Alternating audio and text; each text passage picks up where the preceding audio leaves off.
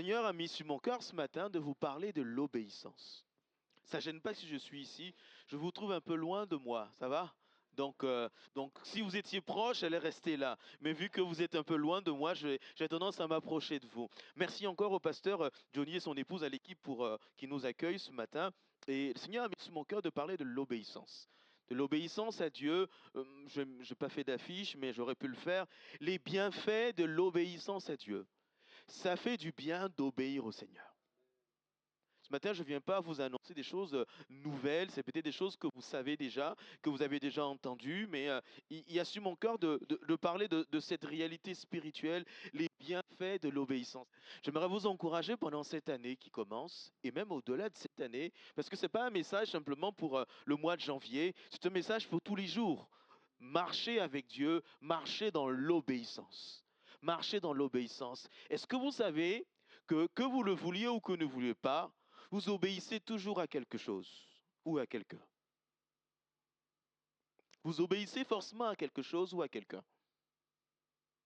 J'ai des enfants, j'ai été enfant. Quelquefois, on ne veut pas obéir aux parents, mais quand on n'obéit pas aux parents, on obéit à quelque chose. On obéit toujours à une certaine loi. Parfois, c'est notre loi personnelle, parfois, c'est notre volonté personnelle. Parfois, c'est la loi ou les exigences que nos parents ou une structure nous imposent, mais on obéit toujours à quelque chose. Et le Seigneur, il nous invite d'obéir à lui, à sa parole, de lui obéir. Et je veux t'encourager ce matin, peut-être à revoir ta position. Quelquefois, on pense qu'on obéit au Seigneur, mais on n'obéit pas au Seigneur. On obéit à autre chose. Ou quelquefois, on est parfois en position de rébellion en disant, moi, je ne veux pas me soumettre. Mais au fond, tu obéis sans t'en rendre compte à ce contre quoi tu te bats. Et si simplement, au-delà de tout cela, tu prenais une position simple, assumer une position simple, parce qu'obéir, c'est une décision. Je choisis d'obéir au Seigneur. Le sujet de l'obéissance traverse toute la Bible. Toute la Bible, de la Genèse à l'Apocalypse, il est question d'obéissance. Et quand on se plonge dans le livre de la Genèse, un peu ce qui s'est passé, c'est un homme et une femme qui n'ont pas obéi. Qui n'ont pas obéi. Et vous allez me dire, et si on se dit, mais ils n'ont fait que ça, et ils ont été chassés du jardin, ben oui, mais combien de fois on ne fait pas ça, et on passe à côté de ce que Dieu veut pour nous? Et toute l'histoire de la Bible nous parle d'hommes et de femmes qui soit ont obéi ou soit ont désobéi. Et je veux t'encourager ce matin à faire le choix, à te battre, à prendre cette décision, à faire pression sur ton corps, sur tout ce qui existe autour de toi pour dire je veux obéir au Seigneur. Amen. On va lire un texte pour introduire ce message dans Deutéronome 28. Certainement que vous connaissez, si c'est possible de l'afficher, tu m'excuseras mon frère, je ne t'ai pas donné les références, mais Deutéronome 28 à partir du verset 1er qui dit, Deutéronome 28, le verset 1er, c'est Moïse qui parle, il est à la fin de ses jours, il est vraiment sur la fin, il va passer le relais à Josué, il sent que la fin pour lui est arrivée, la terre promise est à quelques mètres, à quelques kilomètres, voilà, il a fini sa mission et il livre un peu son testament, ses dernières paroles. Il dit au peuple, si tu obéis à la voix de l'Éternel, si tu obéis à la voix de l'Éternel, ton Dieu, en observant et en mettant en pratique tous ces commandements que je te prescris aujourd'hui, l'Éternel, ton Dieu, te donnera la supériorité sur les nations. Verset suivant. Voici toutes les bénédictions qui se répandront sur toi et qui seront ton partage lorsque tu obéiras à la voix de l'Éternel.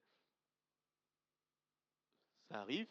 Tu seras béni dans la ville et tu seras béni dans les champs. Qui habite en ville, qui habite plutôt en campagne parmi nous?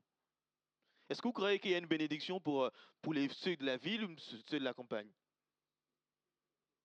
Hein? C'est la même. Amen. Et j'aime bien ce détail. Tu seras béni dans la ville et tu seras béni dans ta campagne, là, dans ton hameau, quelque part là-bas. Tu seras béni là-bas également. Encore, tu seras béni, verset suivant, il est dit, ah ben c'est bien. Le fruit de tes entrailles, le fruit de ton sol, le fruit de ton troupeau, les portées du gros et de ton menu bétail, toutes ces choses seront bénies. Qui a des enfants parmi nous? Vous voyez? Qu'ils soient chrétiens ou pas. Le fruit de tes entrailles, tous ceux qui sont sortis de tes entrailles là, que tu as élevés, qu'ils soient à Dieu, qu'ils soient pas à Dieu, ils seront bénis. Ben, si tu as un troupeau, ton business, tes affaires seront bénies. Toutes ces choses seront bénies. Il y a une réalité, voilà, ta corbeille, ta huche sera bénie et on s'arrête là. Il y a une réalité qui est là, c'est que Dieu veut nous bénir. Il réserve des bénédictions pour celui ou celle qui choisit d'obéir au Seigneur. Et je veux ce matin vraiment vous encourager, nous encourager à, à chercher vraiment à obéir au Seigneur. Ce qu'il y a de beau dans ce verset, c'est parce que tu peux me le remettre. Il y a une expression qui revenait à chaque fois, si tu obéis à la voix de l'Éternel. Il y a quasiment dans cette phrase une sorte de non-sens, si je dois m'exprimer ainsi. Parce que dans le mot obéissance, obéir, il y a le mot oreille. Et si je dois le traduire littéralement, si tu mets ton oreille à ce que Dieu dit, si tu tends ton oreille à ce que Dieu dit, si tu tends ton oreille à ce que Dieu dit, parce que là ce matin, on peut tous le faire, hein. Vous pouvez fermer vos oreilles et ne pas m'écouter. Vous pouvez penser à autre chose. Vous pouvez laisser votre esprit aller quelque part. Pensez à autre chose. Mais ici, il dit, si tu tends ton oreille, si tu prêtes ton oreille, et même dans le Nouveau Testament, pour parler de l'obéissance, il y a un mot qui est utilisé pour parler du portier, celui qui frappe. Qui frappe. Si tu tends ton oreille, si tu tends ton oreille, aujourd'hui avec nos téléphones, on a beaucoup d'outils. Bon, le pasteur parlait de sonnerie, mais maintenant on a même le vibreur. On a aussi les notifications. On est très alerte avec les notifications. Tiens, j'ai eu une notification, il y a eu ça, il y a eu tel message. Mais on est dans une société qui nous a rendus comme cela. On est attentif à ce qui se passe autour de nous. Et ici, le Seigneur nous dit, si tu tends ton oreille à la voix de l'Éternel. Et j'aimerais t'encourager, mon frère, ma sœur, à tendre ton oreille. Il y a un effort personnel à faire. Il y a un engagement personnel, il y a un désir. Je veux tendre mon oreille. Je veux essayer de comprendre. Oui, bien souvent, on est pris par une difficulté de compréhension.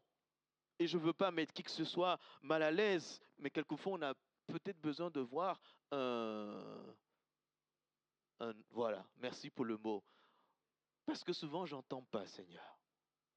Seigneur, j'entends pas bien ta voix. Ou quelquefois, on a besoin de dire, Seigneur, je ne comprends pas ta voix. Mais il y a une intention. Le Seigneur dit ici à son peuple, si tu obéis à ma voix, si tu cherches, si tu tends ton oreille à ce que je veux dire, à ce que je veux te communiquer, et si tu mets cela en pratique, alors je vais te bénir. Il y a des bienfaits d'obéir au Seigneur. Il y a des bienfaits d'obéir au Seigneur. Alors, une fois que j'ai dit cela, on pourrait passer toute la journée à citer des exemples. Vous êtes d'accord avec moi? Le Seigneur a mis sur mon cœur un exemple, l'exemple d'un homme qui n'a pas obéi au Seigneur, l'histoire de Saül et de Samuel. On va aller encore dans l'Ancien Testament avec l'histoire de Saül, 1 Samuel chapitre 15. 1 Samuel chapitre 15 et nous arrêter à partir du verset 1er sur cette histoire où Saül, cet homme, ce roi, va désobéir au Seigneur. Et on va, en lisant ce texte, citer, souligner quelques bienfaits que procure l'obéissance dans la vie de celui qui le pratique.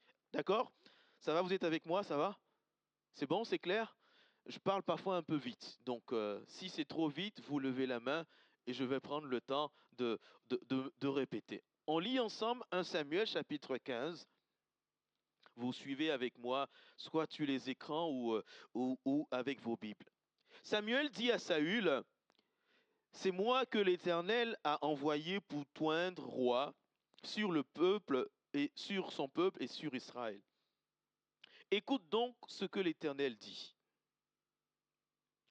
Ainsi parle l'Éternel des armées. Je me souviens de ce qu'Amalek fit à Israël lorsqu'il ferma le chemin à sa sortie d'Égypte. Va maintenant, frappe Amalek et dévoue par interdit tout ce qui lui appartient. Tu ne l'épargneras point. Tu feras mourir hommes, femmes, enfants et nourrissons, bœufs, brebis, chameaux et ânes. Saül convoqua le peuple et fit la revue à Télaïm. Il y avait 200 000 hommes de pied, 10 000 hommes de Juda. Saül marcha jusqu'à Amalek et mit une embuscade dans la vallée. Il dit aux Kéniens, allez, retirez-vous, sortez du milieu d'Amalek, afin que je ne vous fasse pas périr avec lui. Car vous avez eu de la bonté pour les enfants d'Israël lorsque nous montèrent d'Égypte. Les Kéniens se retirèrent du milieu d'Amalek, et Saül bâtit Amalek, depuis Avila jusqu'à Shur, qui est en face de l'Égypte. Il prit vivant Agag, le roi d'Amalek. Il le dévoua par interdit tout le peuple en le passant au fil de l'épée. Mais Saül et le peuple épargnaient Agag les meilleures brebis, les meilleurs bœufs, les meilleures bêtes de seconde portée, les agneaux gras, tout ce qu'il y avait de bon. Il ne voulut pas le dévouer par interdit. Il dévoua seulement ce qui est méprisable et chétif. L'Éternel adressa la parole à Samuel et lui dit, je me repens d'avoir choisi Saül pour roi, car il se détourne de moi, il n'observe point mes paroles. Samuel fut irrité, et l'Éternel cria, et il cria toute la nuit. Il se leva de bon matin pour aller au-devant de Saül, et on vint lui dire, Saül est allé au Carmel, et voici, il s'est érigé un monument. Puis, il s'en est retourné en passant plus loin. Il est descendu à Gilgal. Samuel se rendit auprès de Saül, et Saül lui dit, sois béni de l'Éternel. J'ai observé toute la parole de l'Éternel. Samuel lui dit, qu'est-ce donc ce bêlement de brebis qui parvient à mes oreilles, et ce mugissement de bœufs que j'entends? Saül lui dit, ils les ont amenés de chez les Amalécites, parce que le peuple a épargné les meilleures brebis, les meilleurs bœufs, afin de les sacrifier à l'Éternel ton Dieu, et le reste nous l'avons dévoué par interdit. Samuel dit à Saül, arrête, et je te déclarerai ce que l'Éternel m'a dit cette nuit. Samuel dit, lorsque tu étais petit à tes yeux, n'es-tu pas devenu le chef des tribus d'Israël? L'Éternel ne t'a-t-il pas oint pour que tu sois roi sur Israël? L'Éternel t'a fait partir en disant, va, dévoue par interdit ces pécheurs, les Amalécites. Tu leur feras la guerre jusqu'à ce tu les aies exterminés. Pourquoi n'as-tu pas écouté la voix de l'Éternel?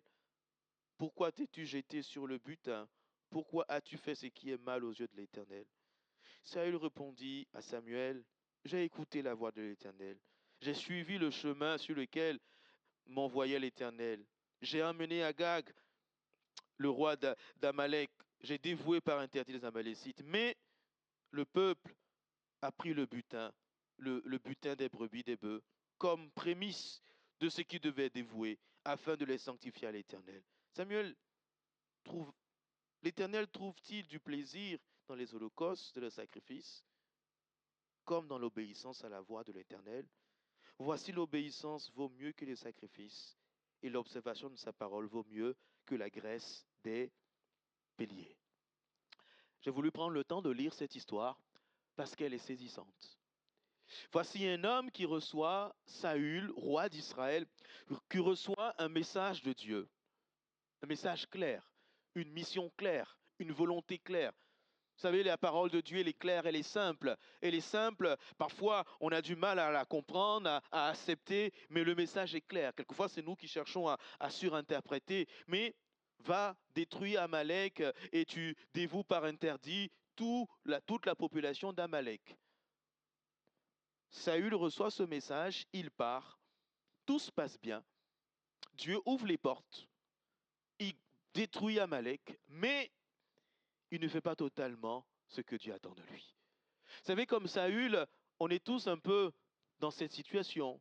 Il nous arrive souvent de choisir un peu notre façon d'obéir à Dieu. Hein? Qu'est-ce que vous en pensez? Peut-être pas vous, Aliboun, vous êtes parfait. Mais moi, ça m'arrive comme cela. Ça m'arrive comme cela de dire, j'ai obéi au Seigneur, mais j'ai gardé quelque chose.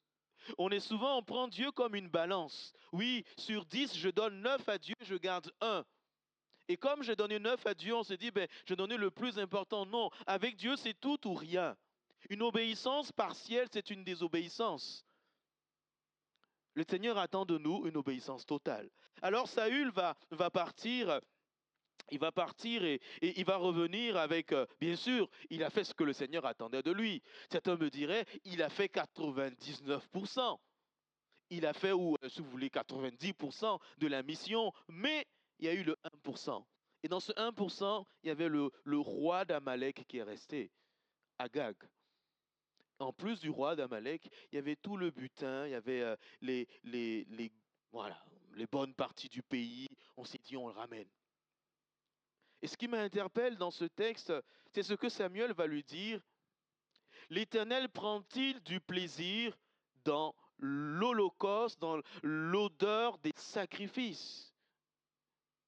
L'Éternel prend-il plus de plaisir par nos sacrifices que par de l'obéissance à sa parole?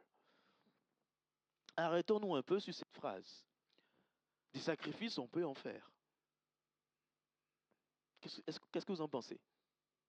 Bon, on ne fera jamais le sacrifice de Jésus, qui a donné sa vie à la croix. Mais on en fait des sacrifices. Vous avez fait des sacrifices ce matin. Il y en a qui auraient préféré dormir ce matin, mais vous avez sacrifié votre matinée. Oui ou non? Vous êtes d'accord ou pas? Vous en ferez peut-être encore pour vos enfants. Vous vous êtes sacrifié en donnant un peu à l'église. En plus, on est en janvier. Les fêtes avec les cadeaux, le budget de la famille a diminué. Mais là, on se sacrifie, on se saigne. On s'est saigné peut-être. Ou parfois même, on a compté nos sous avant de donner. Moi, je suis très à l'aise avec l'argent, hein, j'en parle. Hein. Donc, de toute façon, je m'en vais tout à l'heure. Donc, le SAV, c'est Johnny qui va le régler. Hein. Ouais, mais moi, je suis très à l'aise avec ça. Hein. C'est dans la Bible. Ouais, et on en parle. Ouais. Et on est prêt à faire des sacrifices. Et quand on fait un sacrifice, on a tendance à le dire. On a tendance à le dire. On veut que tout le monde sache qu'on s'est sacrifié. Ah, quelquefois, je dis à mon épouse, mais tu te rends pas compte, mais moi j'ai roulé toute la journée. Pour dire que je suis fatigué. Hein. Mais je ne vais pas dire que je suis fatigué, je veux lui dire tout le sacrifice que j'ai fait. Tu te rends pas compte? J'ai fait ceci, j'ai fait cela, j'ai passé le linge, j'ai nettoyé la maison, j'ai fait la vaisselle. On a tendance à dire nos sacrifices. Parce que l'odeur de nos sacrifices, on veut que tout le monde le sente. Allez, voilà, je veux qu'on sente mes sacrifices, même parfois lorsque on sert dans l'église, on veut que tout le monde sache qu'on a servi. Dans l'église dans laquelle on est, on a une fresque dans l'église, là, un tableau. Un tableau où c'est une sœur qui a peint. C'est joli, hein? Et on voulait faire une rénovation. Et j'ai combien de temps au passage? Ok. À La Rochelle, j'ai 2 cultes. Et là, je suis en un culte, donc c'est génial. J'ai le temps. Je vais en profiter un peu. Et donc, la sœur, elle a dessiné et on voulait faire des travaux. Mais waouh! Ah, je me suis cogné à un mur. Tu te rends pas compte? Elle a dessiné, elle a dessiné. J'ai dit oui, elle a dessiné. Donc, son sacrifice, là, c'est devenu Dieu. On a tendance à mettre notre sacrifice au niveau de Dieu. Le Seigneur veut te dire ce matin que l'odeur de ton sacrifice ne lui fait rien. L'odeur de ton sacrifice ne lui fait rien. Mais l'odeur de ton obéissance réjouit son cœur. Si tu me dis, oui, et ça a été ça, pour revenir à mon histoire, je disais à cette sœur, mais elle a fait pourquoi? Pourquoi on parle d'elle ou elle a fait pour obéir au Seigneur? Parce que s'il a fait cette fresque, ce tableau pour obéir au Seigneur, merci Seigneur, mais ça veut dire que ce n'est pas la seule à obéir. Moi, Dieu me dit de l'enlever. Donc, j'obéis à qui? À son sacrifice ou à Dieu? Ah, parce que nos sacrifices, on ne veut pas qu'on les touche. Tu te rends compte? Il a touché mon sacrifice. Ah, il a touché. Mais ça m'a coûté. Tu te rends compte le nombre de temps que j'ai pris pour dessiner la carte du monde sur ce mur? Tu te rends compte le nombre de temps que j'ai pris pour peindre ce mur, cette église? Et là, le frère, il arrive, il enlève tout. Mais c'est Dieu qui lui a dit de le faire. C'est quoi? C'est lequel des parfums qui réjouit le cœur de Dieu? L'odeur du sacrifice ou l'odeur de l'obéissance? Saül était dans cette situation. Et lui, il voyait les sacrifices. Il disait à Samuel, tu ne te rends pas compte, Samuel, mais moi, j'ai fait des sacrifices. Mon sacrifice, c'est que j'ai accepté d'entendre, de voir mon peuple venir avec un butin. Et ça, c'est un sacrifice. Et d'ailleurs, vous l'avez lu avec moi, il allait construire un monument. Souvent, on veut immortaliser nos sacrifices. On veut que ça reste. On veut qu'on parle de nous. Mais l'obéissance a un retentissement plus profond. Et là, le Seigneur va dire à Saül que l'odeur, j'aime bien cette notion d'odeur. L'odeur. On aime les bonnes odeurs, qu'est-ce que vous en pensez? Hein? On aime les bons parfums. On en met régulièrement. On en met régulièrement. Et quelquefois, on choisit le parfum pour que les gens sachent que, ouais. Mais l'odeur qui va monter vers le Seigneur, qui va réjouir son cœur, ce n'est pas l'odeur que tu auras choisie, c'est ton obéissance à Dieu. Chaque fois que tu fais une chose, même si tu es là ce matin en disant, mais je ne suis pas là parce que je ne fais pas un sacrifice en venant à l'église. Je viens à l'église parce que j'obéis au Seigneur. Il y a un parfum qui est répandu dans le ciel. Si en m'engageant dans l'église, dans mon service pour l'église, je ne fais pas un sacrifice, mais j'obéis à l'appel du Seigneur. Ah, il y a un parfum. Il y a un pulvérisateur là-haut, là-bas qui fait paf! Et ça remplit la présence de Dieu. Et le cœur de Dieu est réjoui. Mais si tu es là par sacrifice, on va montrer nos muscles. Hein? Ah oui! Parce que là, tout de suite, chacun va dire qui dit mieux. Ah oui! Qu'est-ce que vous en pensez?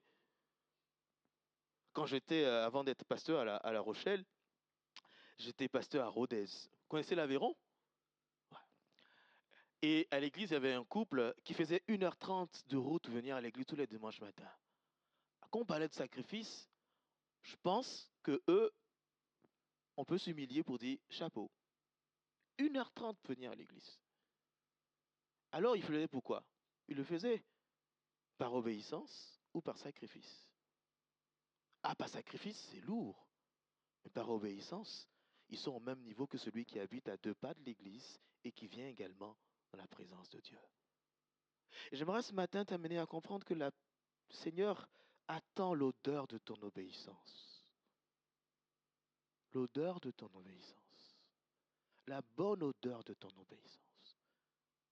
La bonne odeur, c'est la bonne odeur de Christ. On parle de Jésus comme notre sauveur, mais Jésus a porté jour après jour, à chaque obéissance, la présence de Dieu était inondée de la bonne odeur de l'obéissance de Jésus. C'est pourquoi Dieu va dire de Jésus, celui-ci est mon fils bien-aimé. Vous savez, on aime les gens qui nous apportent de la bonne odeur.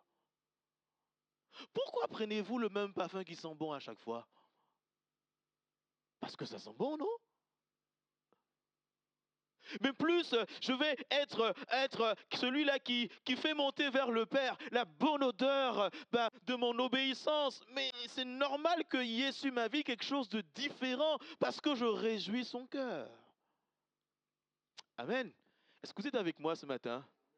Ça va? Alors, pour revenir à Saül, Saül va donc désobéir au Seigneur, mais il ressort de cette histoire de Saül et de Samuel quelques bienfaits de l'obéissance. Premier bienfait que je veux souligner, l'obéissance à Dieu attire sur nous la faveur de Dieu. L'obéissance à Dieu attire sur ta vie la faveur de Dieu. Il y a comme un mécanisme qui est, c'est une loi divine, ça ne s'explique pas. Et je dirais que on ne le fait pas pour. J'obéis pas à Dieu pour avoir une faveur particulière, mais c'est ce qui va avec. Ça va avec ça. La même façon que lorsque tu vas sortir et tu vas te découvrir, tu auras froid parce que c'est une loi naturelle. L'obéissance à Dieu attire sur ta vie la faveur de Dieu. Tout comme la désobéissance éloigne de ta vie la faveur de Dieu. C'est ce qui s'est passé avec Saül. Quand vous lisez là, il part vers Amalek, tout se passe bien, ça va? Et dès qu'il obéit, le Seigneur a reçu une notification. Mais c'est ce qui s'est passé, hein? Le verset 10. Dès que Saül a désobéi, verset 10, l'Éternel adressa la parole à Samuel. Le Seigneur a reçu une notification, en d'autres mots, le Seigneur a su ce qui s'est passé. Ça nous amène à comprendre que même si je suis seul dans ma chambre, en train de faire des choses qui ne sont pas dans l'obéissance à Dieu, le Seigneur, il le sait. Il le voit. L'obéissance à Dieu attire sur nos vies la faveur de Dieu. La faveur de Dieu attire sur notre famille la faveur de Dieu. L'obéissance à Dieu attire sur notre foyer la faveur de Dieu. Et j'aimerais vous encourager que vous soyez seul à être engagé avec Dieu ou même ou en couple si les enfants ne sont pas encore. Mais ton obéissance attire sur ta maison la faveur de Dieu. Parce que lorsque Dieu envoie la pluie sur ta vie, ils sont tous mouillés aussi. Vous êtes d'accord avec moi, hein? Lorsque Dieu te bénit, lorsque Dieu te remplit de joie, et que tu rentres à la maison, et qu'on dit, lui, il est content, mais ils sont tous au bénéfice. Posez-leur la question, est-ce que c'est bien que je sois heureux ou que je sois en colère? Ils vont tous vous dire, moi je te préfère heureux. Donc ils sont au bénéfice de la bénédiction de Dieu. L'obéissance à Dieu attire sur nos familles la faveur de Dieu. C'est ce qui s'est passé avec Abraham. Lorsque Dieu lui demande de donner son fils, la Bible nous dit dans Genèse chapitre 22, verset 12, il est dit à Abraham, n'avance pas ta main, ne le fais rien. Je sais maintenant que tu me crains et que tu ne m'as pas refusé ton fils, ton unique. L'obéissance attire la faveur lorsqu'on accepte de ne pas refuser au Seigneur. Ah! Honnêtement, je dis ces choses, mais je me dis, ah Seigneur, combien de fois je t'ai dit non? Combien de fois on dit non au Seigneur? Combien de fois on dit non au Seigneur? Si ce matin le Seigneur te demande de lui donner un truc là, tu lui dis non? Peut-être tu es arrivé ce matin où l'année a commencé, il y a quelque chose que Dieu te demande. Ne dis pas non. On l'a chanté tout à l'heure. Des chants que je connaissais même pas, notre frère l'a dit. Envie d'être là ou de ne pas être là. Ce jour-là, Abraham était seul. Certains commentateurs disent il n'a dit à sa femme ou pas. Enfin bref, on ne sait pas. Dans tous les cas, il était seul. Il y avait son jeune garçon Isaac, attendu depuis longtemps. Le Seigneur lui dit, donne-le-moi.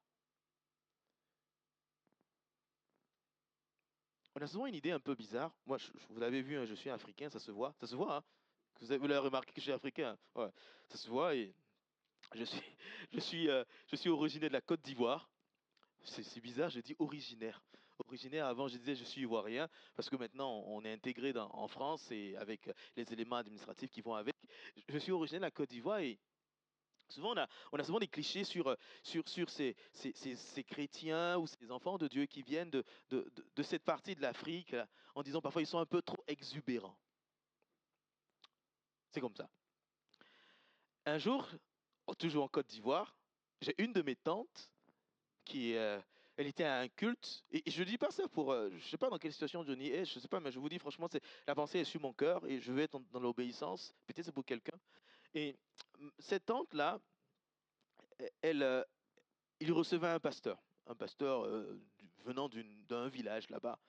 Et le pasteur y prêche, et pendant qu'elle écoute, le Seigneur lui dit de donner sa voiture que son mari lui a offerte la veille au pasteur.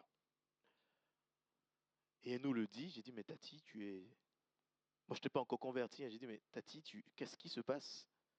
Est-ce que tu as bien entendu la voix? T'es sûr que c'est Dieu qui t'a parlé là? Regarde la voiture. Regarde-la. Tu te rends compte ce que ton mari va dire? Il s'est saigné, il a fait un sacrifice. Tu te rends compte? Tu vas donner le sacrifice de ton mari au pasteur comme cela, là, tout de suite. Et elle est là, et elle a donné. Mais j'ai dit, mais Jésus de Nazareth, qu'est-ce qui se passe? Elle a donné. Et sa réponse a été, je ne peux pas dire non au Seigneur. C'était ça sa réponse, pour revenir à Abraham. Je ne peux pas dire non au Seigneur.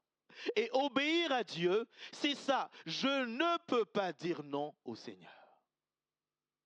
Je ne peux pas. Il y a toutes les lois. Il y a l'obéissance. Il y a la loi de ma personne parce que j'aime cette voiture. C'est la couleur que je voulais. J'ai prié pour cela. Je l'ai tant attendu. Il y a l'amour de mon mari qui me montre qu'il m'aime. Alors il s'est saigné. Il a fait un sacrifice. Il m'a acheté la voiture. Elle est toute belle. Je suis fier d'y être. Mais je ne peux pas dire non au Seigneur. Si dans ta vie, tu es capable de dire non au Seigneur, il y a un problème. Je ne peux pas dire non au Seigneur. Il y a tous ces éléments qui sont là, qui sont difficiles, qui sont importants, mais je ne peux pas dire non au Seigneur. Mais ça amène sur ta vie la faveur de Dieu. Je reviens à mon Afrique, mais Dieu est bon. Il a fait grossir la voiture parce qu'elle a reçu une autre voiture un peu plus grosse que cela.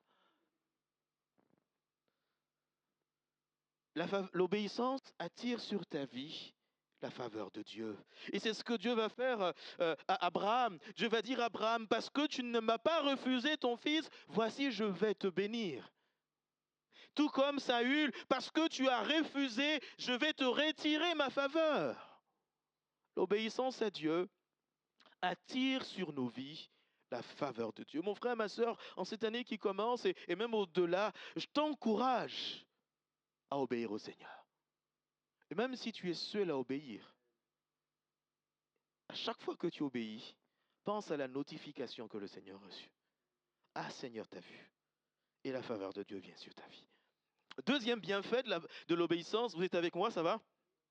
Ça va, vous me comprenez, hein? Deuxième bienfait, l'obéissance à Dieu nous garde dans la vérité et dans la stabilité. Est-ce que vous savez que l'obéissance nous garde? Parfois, obéir à quelque chose de simple te garde d'un grand danger qui peut arriver devant. On va le voir. On va le voir. Saül, on lui demandait simplement d'obéir. D'obéir totalement au Seigneur en exterminant les Amalécites. Quand il a désobéi, le Seigneur va dire,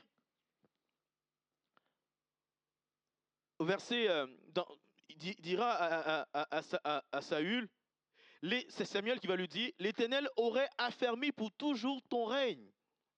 Quand tu obéis simplement, Dieu fortifie, solidifie ta vie.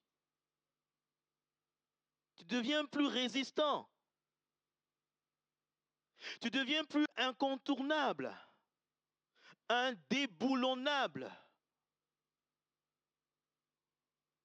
Une simple obéissance te rend plus redoutable. Et même s'il y a des choses qui devaient venir, parce que tu obéis, Dieu, il vient protéger un peu ton obéissance. Mais quand tu désobéis, tu fragilises ta vie. La désobéissance de Saül a fragilisé son règne, a créé une instabilité. Une instabilité. Ah, Dieu Seigneur dit, si tu avais obéi, j'aurais solidifié ton règne. J'aurais solidifié ton règne. Mais parce que tu as désobéi, ton règne est fragilisé. Ah, on ne se rend pas compte de tout ce que Dieu met autour de nous pour nous garder. Je prends l'exemple de Jésus. Jésus a marché dans l'obéissance depuis sa naissance jusqu'à la croix. Depuis sa naissance jusqu'à la croix. Mais de vous à moi, qui pouvait tenir en face de Jésus? Qui pouvait tenir en face de Jésus? Il y a même des combats que Jésus n'a même pas eu besoin de mener. Le Seigneur avait déjà préparé. Les démons tremblaient déjà. Il était devenu redoutable. Redoutable et redouté. Et même quand Satan a pu penser qu'il avait gagné, il avait perdu. L'obéissance te rend stable. L'obéissance te rend fort. L'obéissance te garde dans une certaine stabilité. Ah, la désobéissance nous met parfois, on est tout le temps en train de boucher les trous, alors que si tu obéis simplement, Dieu va t'affermir. Il va affermir ton règne. Je dis règne parce qu'il y a le roi Saül, mais il va affermir ta famille. Ça ne veut pas dire que tu ne vas pas traverser des tempêtes. Ça veut dire la meilleure façon de tester la stabilité de quelque chose, c'est de l'éprouver. Qu'est-ce que vous en pensez? Hein? C'est de l'éprouver. Je pense et j'ai médité ce texte ces derniers temps, à Daniel. On est tous heureux d'entendre parler de Daniel. Ah, Daniel, l'homme de Dieu qui a été jeté dans la fosse au lion. Mais quand on lit l'histoire de Daniel, voilà quelqu'un qui était obéissant à Dieu. Et on peut dire que lui, ils ont testé la solidité. Hein. Mais quand ils ont testé, ils ont vu que c'est solide. Donc, quand tu obéis à Dieu, oui, tu auras des tempêtes. Mais les tempêtes, tu vas les traverser. Et même ceux qui vont venir avec toi dans les tempêtes vont parfois être jetés dans la fournaise, vont être dévorés, ils vont connaître des temps difficiles. Mais toi, tu es solide, tu es comme un rocher. C'est pour ça que la Bible dit ceux qui se confient en l'Éternel sont comme les montagnes de Sion. Elles ne chancellent pas. Une montagne, ça tient.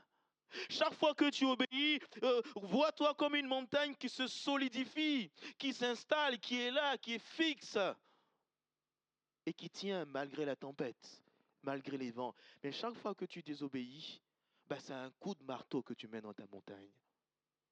Tu la fragilises. L'obéissance à Dieu nous rend stable. L'obéissance à Dieu nous rend solides. L'obéissance à Dieu nous éloigne de la rébellion. L'obéissance à Dieu nous donne la victoire. C'est pour ça que Dieu va dire à Josué, Josué, au lieu de chercher à savoir comment te battre, cherche à m'obéir. La stratégie de Dieu avec Josué, c'était une stratégie d'obéissance. Marche dans l'obéissance et tu verras. Tu as des problèmes, tu as des difficultés. Commence à marcher dans l'obéissance à Dieu. Amen. Est-ce que vous êtes avec moi? Ça va? Troisième bienfait ou troisième aspect de l'obéissance que je veux souligner encore ce matin, l'obéissance à Dieu nous conduit dans ce que Dieu a préparé pour nous. On est donc avec Saül qui a désobéi, mais Dieu va dire à Saül que si tu avais obéi, j'aurais affermi ton règne, j'aurais permis que ton fils te remplace. On a tous de grands projets pour nos enfants. Qu'est-ce que vous en pensez? On rêve tous que nos enfants s'engagent avec Dieu. Moi, je suis enfant de pasteur. Mon père est pasteur, ma maman est femme de pasteur. Je suis tombé dedans un peu comme Obélix. Hein. Moi, j'ai été plongé. Je pense que même dans mon lait maternel, là, il y avait des gouttes de Jésus, en fait. Non pas que c'est pour ça que je suis devenu pasteur, mais je crois de tout mon cœur et je le sens, je le ressens, qu'il y a certaines bénédictions que je vis aujourd'hui qui ne sont pas dues à moi. C'est l'obéissance de mes parents. Il y a certaines choses que je vis aujourd'hui qui ne sont pas liées à mon expérience spirituelle. C'est parce qu'il y a eu un temps, un moment où mes parents ont obéi. Pensez à vos enfants, peut-être qu'ils ne sont pas encore au Seigneur. On peut se dire, quand est-ce qu'ils vont venir au Seigneur? Obéis au Seigneur. Toi, marche en obéissance. Et de la même façon que tu fais une assurance vie, tu te dis le jour où je vais partir, je vais donner ça à mes enfants. Imagine quel package, quel compte spirituel tu dois emmagasiner pour tes enfants par ton obéissance. Parce que ce que tu as emmagasiné là, Dieu le déversera sur eux. Et si ça se trouve, il le fait. Il le fait. Parfois, nos enfants ne sont pas chrétiens, mais ils sont bénis socialement. Ils ne sont pas malades. Ils ont de bons postes. Ils réussissent.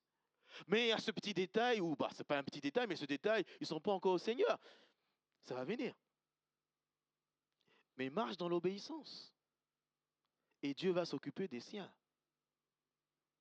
C'est là le thème c'est là le sujet qui est derrière. Crois au Seigneur, Jésus te sera sauvé, toi et ta famille. Laisse entrer la bonne odeur de Christ. Toi, obéis et tu verras. Obéis et tu verras. Quand on marche dans l'obéissance, Dieu nous conduit dans ce qu'il a préparé.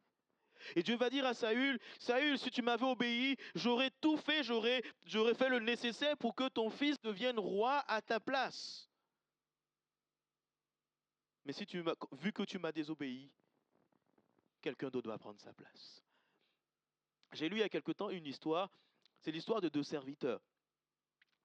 Deux serviteurs qui, c'est un roi qui cherchait un serviteur qui allait obéir totalement, qui allait lui obéir totalement, une vraie obéissance. Et donc il y a deux personnes qui vont venir et qui vont proposer leur service. Alors le roi va dire à ses serviteurs de creuser un puits. Imaginez que Johnny demande à deux personnes là, je dis le roi, c'est le responsable de l'église. Hein. Donc Johnny demande à deux personnes ou pasteur Johnny, excusez-moi, je dis pasteur Johnny, c'est plus, c'est vrai, demande de faire cette tâche. Alors ils se mettent à creuser le puits. Ils se mettent à creuser le puits et au bout de 2 heures, il y a un qui dit mais bah, regarde, il y a de la terre, il n'y a rien dedans, qu'on arrête de creuser, on perd notre temps. Donc il y a celui qui a dit ces choses, va arrêter de creuser. Puis il va rentrer chez eux. L'autre, il va continuer à creuser. Il m'a dit, je ne sais pas, mais bon, moi, je veux être un serviteur qui obéit. Il creuse, il creuse, il creuse. Il a creusé pendant près d'une semaine. Il s'arrête, il creuse, il creuse, il creuse, il creuse. Parce que le roi lui a demandé de creuser. Bon, il allait à son rythme, mais il creusait. Il creusait. Il a creusé jusqu'à ce qu'il trouve en bas un coffre. Un coffre dans lequel il y avait un trésor. Et quand il a vu le trésor, il a compris que s'il n'avait pas obéi, il n'aurait pas eu ce trésor-là. Et le roi lui a dit, je n'ai pas besoin de toute cette richesse. Je cherchais quelqu'un qui allait obéir simplement, à qui j'allais donner ce trésor. L'obéissance de ce serviteur l'a conduit vers des richesses insoupçonnées que Dieu avait préparées.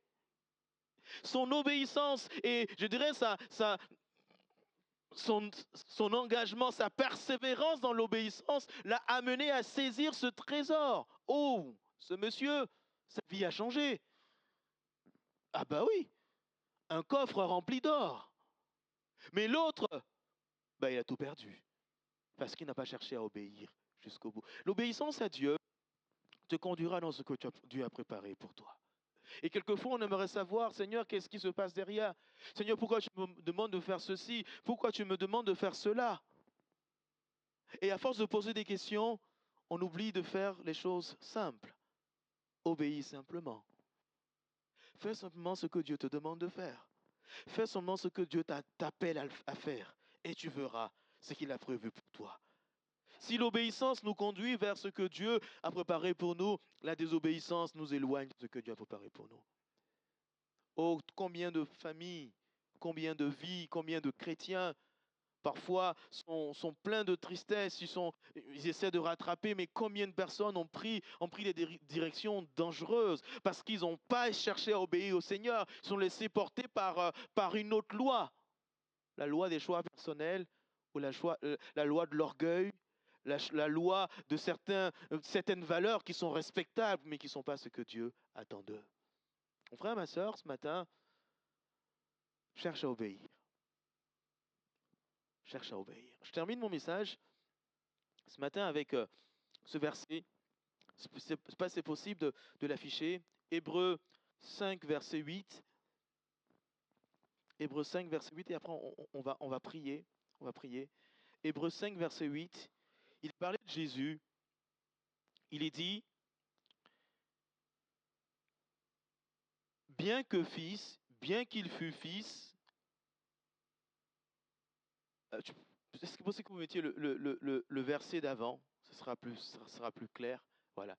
C'est lui qui, dans les jours de sa chair, ayant présenté avec de grands cris, avec des larmes, des prières, des supplications, celui qui pouvait le sauver de la mort, ayant été exaucé à cause de sa piété, a appris, bien que fils, l'obéissance par les choses qu'il a souffertes. Les questions de Jésus, et ça nous étonne parfois de comprendre que Jésus a appris l'obéissance. Voyez le mot apprendre, pas simplement comme si on part à l'école.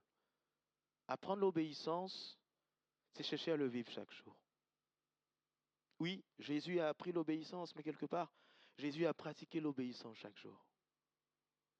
Un autre verset nous dit qu'il s'est rendu, il s'est humilié, se rendant obéissant.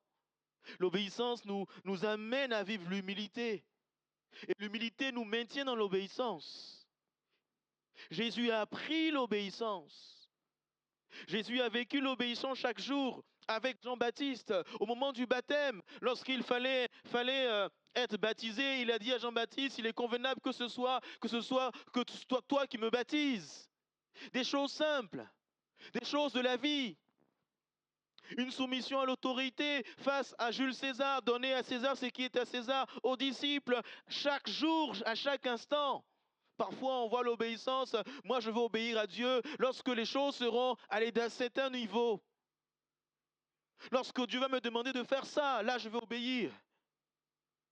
Alors que je dois peut-être commencer à obéir là, à l'autorité que Dieu a placée devant moi, à ce que Dieu me demande dans ma famille, dans ma maison. Jésus a appris l'obéissance. Finalement, l'obéissance, c'est ce que tu dois faire tous les jours.